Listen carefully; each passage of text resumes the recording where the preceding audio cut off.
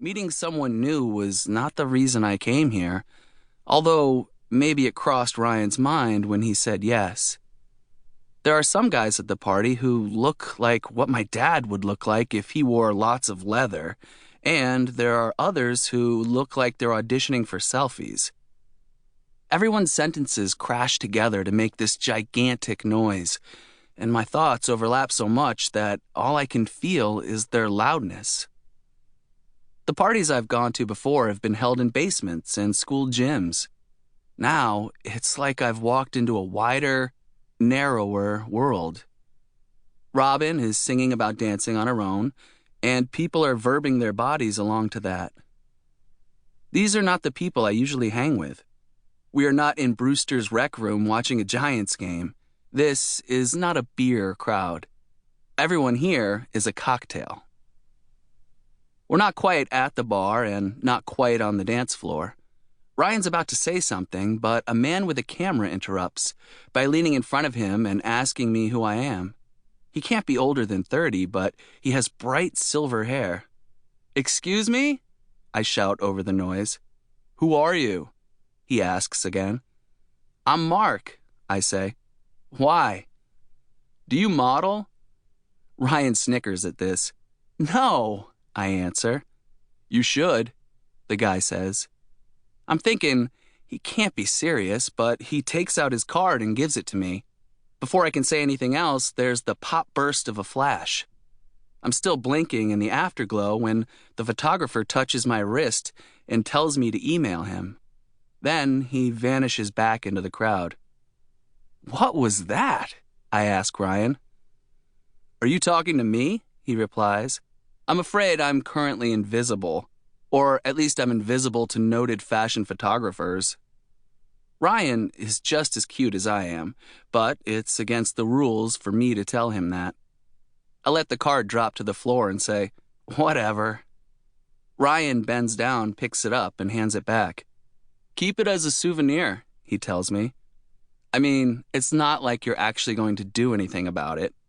"Who says?" "Let's just say history is on my side." Not untrue.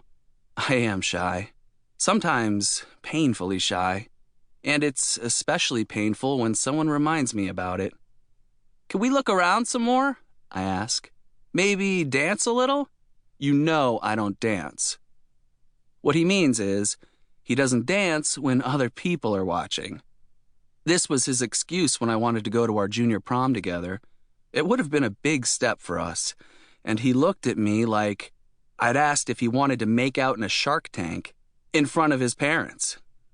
Instead of saying we couldn't go to the prom because he wanted to keep us a secret, he wrapped his refusal in a blanket dismissal of dancing.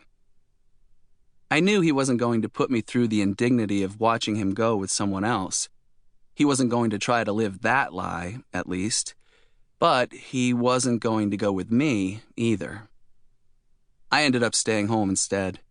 He came over, and I thought he was going to make it up to me, but instead we watched There Will Be Blood. Then he went home. I can understand not wanting to dance in front of everyone we know. I could see that's a big deal. But I was hoping it would be different here.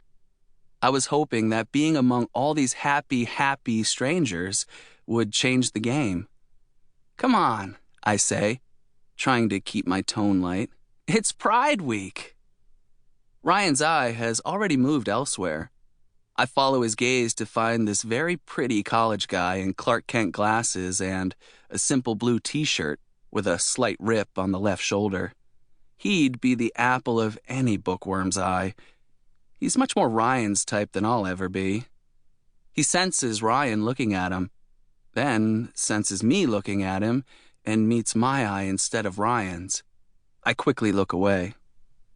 "I saw him first," Ryan mutters. I think he might be joking, but something in the pit of my stomach tells me he's not. Then he says, "Oh, man." I look back up, and indie bookstore Clark Kent has his arms around a boy who's wearing a ski hat, even though it's June. Hat Boy leans in for a kiss, and Clark gleefully obliges.